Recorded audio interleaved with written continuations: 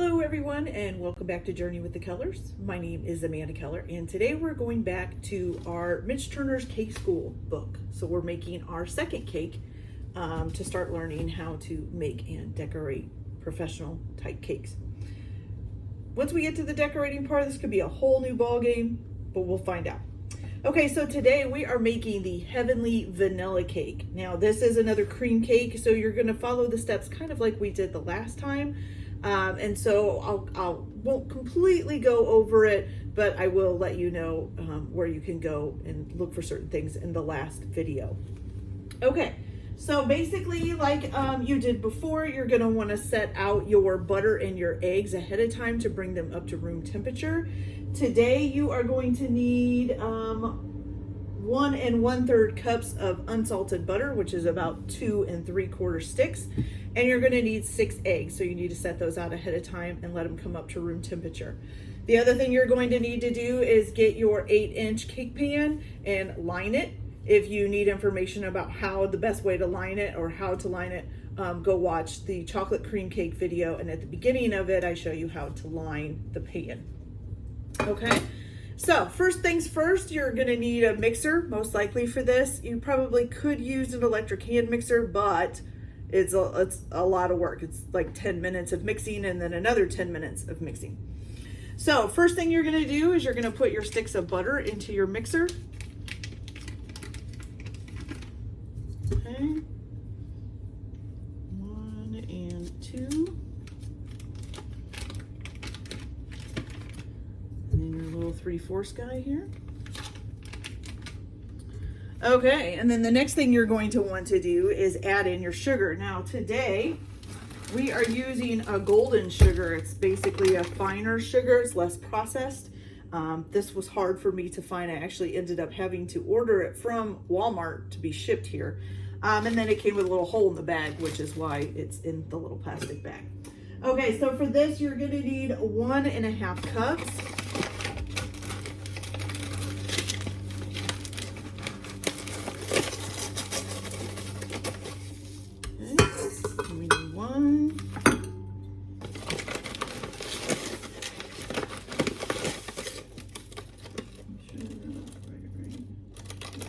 Okay, so 1 1/2 cups of sugar. Ooh, a lot of sugar.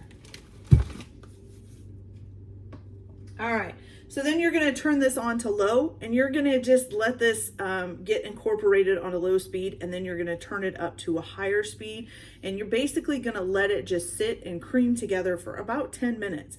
So it does take a little bit. You may need to stop every once in a while and scrape the edges of your bowl down to make sure that everything gets in there, just because my stand mixer doesn't like clean the sides off. Like I know some of them can. So just make sure if you need to scrape your bowl down that you do stop it every once in a while and scrape it down. So we'll go ahead and turn this on low to get it started. And we'll be back in about 10 minutes after we get this all mixed up. Okay, you guys, so I'm gonna try to talk a little bit louder over the mixer because for this next part, we have to leave the mixer going on a high speed. So you're gonna take your 6 eggs that you had out at room temperature and you're going to beat them in a container. And then I just added the 6 tablespoons of milk that goes in the recipe as well to this. And you're going to slowly pour this into the mixer while it's on high speed. It says that this can take up to 20 minutes. So you're gonna have to pour it very slowly. And you know, that's part of this whole cake making thing is that she says you have to take your time with it. So we're gonna slowly try to pour this in because I think with the chocolate one the last time I didn't do it as slowly. It's just a very, I don't know if you can see that, just a very, very fine stream just going in, very little amount. And then just let it keep going very, very small at a constant rate. And just leave your mixer up on high and let it mix it in there. So we'll be back after I get this all mixed in. Okay, so now that our eggs are all nice and added, the next thing you're gonna wanna do is add 3 tablespoons of vanilla bean paste while it's still on here. Still mixing up. We have 1.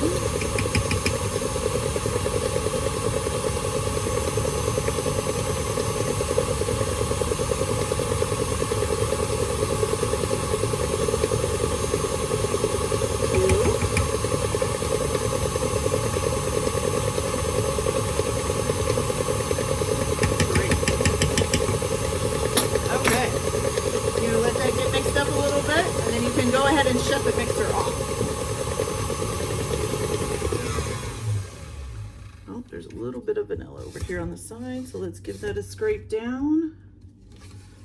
And then I'll run it for just a little bit longer,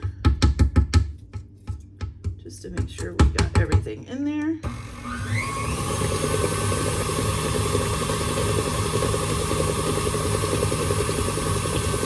Okay, perfect. All right, so now that everything is mixed in, you're gonna go ahead and take the bowl off of the mixer. And the next thing we're gonna do is fold in our flour. Now, it doesn't have you use the mixer to do this part, mainly because she says that beating in the flour can make it so the cake doesn't air right and stuff like that. So it just makes it, she said it'll make it it'll still taste okay, but it won't be the right mixture. All right, so get my hands washed real quick. Perfect. All right, so now we're gonna take this off the stand. And so now you're gonna use self-rising flour for this recipe. And you're gonna need, let's see here, a scant 3 1/4 cups, which a scant just means just a little bit less. So we'll go ahead and put, oh, and you're gonna sift this too. So we need to get the sifter out here. Okay. Ooh, it's gonna be messy. Try not to get the bottom of my sifter all messy. So there's 1 cup.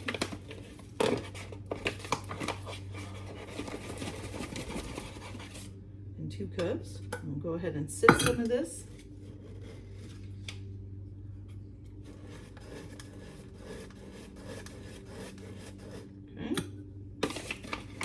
Now the 3rd cup.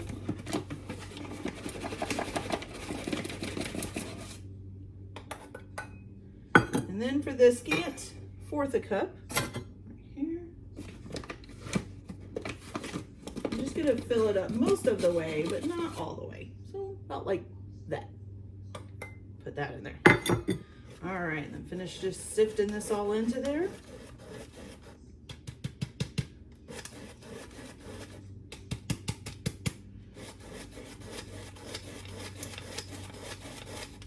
If you have a sifter like mine, you want to try not to get batter on it, which I think I did anyways, just because you're not really supposed to wash these. You're supposed to just kind of,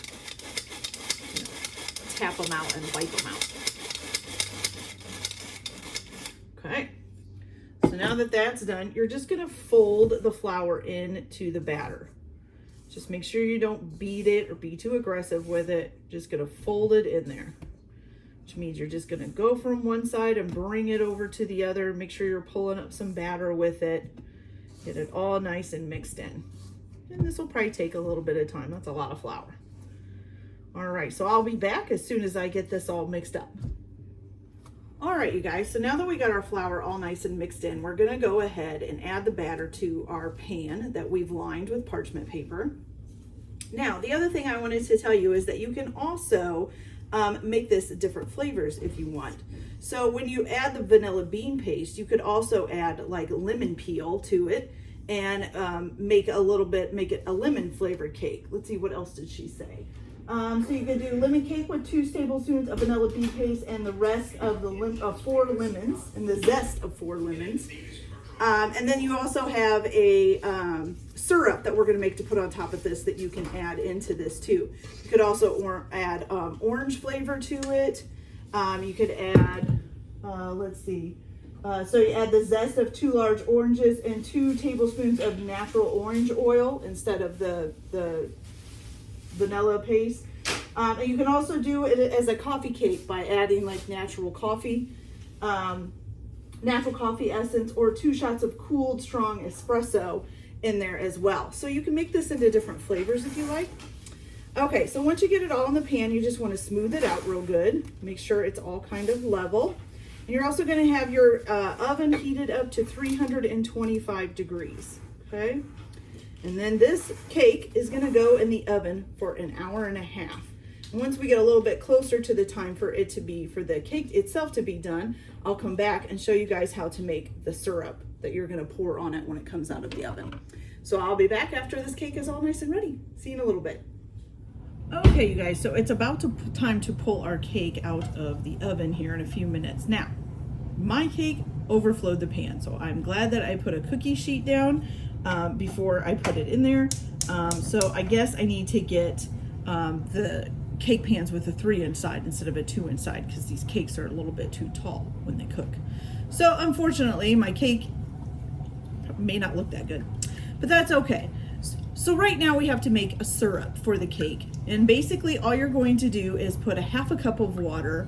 You're going to put a half a cup plus 1 tablespoon of your golden sugar again, and then 2 tablespoons of your vanilla bean paste, and you're going to put it in a saucepan, and you're just going to heat it up and keep stirring it until all of the sugar is melted and you get a nice syrup. Now, once this syrup is done and your cake is done, then you're gonna take your cake out of the oven, and while it's hot, and you're gonna test it, of course, to make sure it's done, and then while it's hot, you're gonna take some kind of a skewer, or that will go all the way down to the bottom of the cake, and put holes all over the cake. And then you're just gonna pour this syrup over top of it, and just let it sit and cool in the pan for 4 hours, or however long it takes for that to get cooled off. And then you can take your cake out of the pan and all of that. So I am going to do that now. I am cooking my syrup up, and then once my cake is done, I'm going to take it out and pour the syrup over top of it, and then I'll be back once our cake is cooled off. Probably going to frost it with some chocolate frosting, and we'll try it and see how it tastes. But like I said, mine overflowed, so it may not taste as good as it's supposed to. So we'll be back as soon as I get all that done. And I'm sorry, you guys, I think I told you a half a cup of water, and it's 2/3 of a cup of water. So it's 2/3 of a cup of water, a half a cup of the golden fine sugar, and a plus 1 tablespoon, and then a 2 tablespoons of the vanilla bean paste. Had to correct it. Okay, you guys, so as I said, my pan wasn't tall enough. I only have a 2-inch, an 8x2-inch pan, and I guess you're supposed to use a 3-inch pan. So mine overflowed the sides a little bit, but that was okay. I actually was just able to kind of pull that off, and it did make a nice and lovely cake. And I put some chocolate icing on it, just store-bought icing. So now let's taste this and see what it tastes like. Now I did taste small pieces of it before I frosted it, so let's see what it tastes like.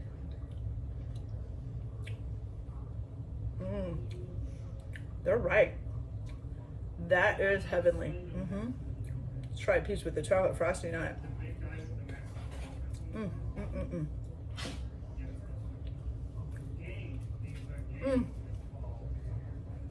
That's delicious.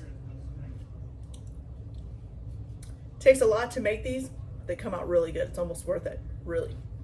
All right, so that's it for today for our baking cake decorating, baking cakes to get to cake decorating, whatever you want to call it. If you like this video, just like and subscribe so you can get more notifications of when I put more up and all of that. We will also be doing decorating cupcakes and cookies and things like that. So I'll add other things besides just cakes in there, so you can kind of see a variety of things and different ways to decorate them. All right, you guys, so that's it for today. Hope you guys all have a nice day. Enjoy your cake making and decorating, and we'll see you later. Bye.